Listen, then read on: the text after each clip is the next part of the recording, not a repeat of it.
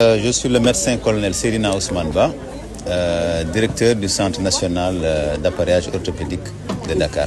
Bon, la paralysie, je pense que tout le monde sait que c'est lié en fait à une souffrance fœtale pendant la naissance qui est à l'origine de déficits neurologiques qui limitent en tout cas les activités de l'enfant. Résumé ainsi, c'est dire qu'aujourd'hui c'est une réalité. Parce que la mobilisation d'aujourd'hui montre encore une fois que les familles souffrent énormément de cet handicap au niveau des maisons. Le thème de cette année, en tout cas, vient à son heure, parce que c'est un droit à l'éducation que l'association des familles d'enfants victimes de paralysie cérébrale a bien voulu mettre en avant. Ce qui est important, c'est surtout l'éducation inclusive. Ils ont droit à l'éducation, ils ont droit à un accompagnement pendant cette période, puisqu'on sait très bien que seul avec les familles, ça va être très difficile. Ils ont droit à accès à des médicaments à des coûts abordables. Ils ont également le droit d'accéder à la carte d'égalité des chances qui leur permettrait de bénéficier des bourses.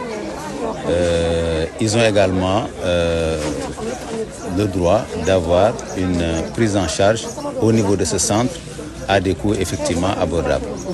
Je pense que le président en a parlé tout à l'heure. C'est un appel fort qu'il a lancé à l'endroit du chef suprême des armées, président de la République. Il a lancé un appel fort à l'endroit du ministre de la Santé. Il a lancé un appel fort à l'endroit des partenaires. Comme le dit l'adage, ensemble, on va plus loin.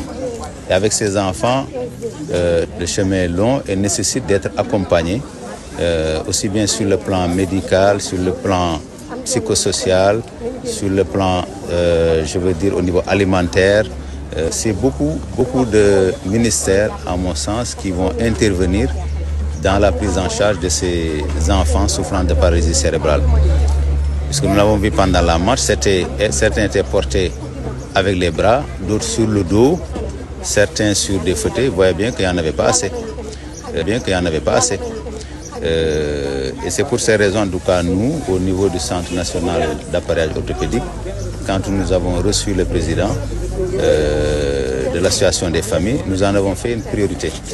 La priorité, c'est de tout faire pour réduire les délais de prise en charge en kinésithérapie. C'est de tout faire pour réduire les délais d'appareillage de ces enfants au niveau de ce centre dont le rôle est de faire face à toute forme de handicap, qu'il soit visuel, qu'il soit auditif, qu'il soit moteur. Et ces enfants aujourd'hui, l'histoire nous a démontré à travers, même au concours général, dans les réseaux sociaux, des enfants, s'ils sont bien accompagnés, s'ils sont bien encadrés, arrivent à faire mieux que ceux qui n'en souffrent pas.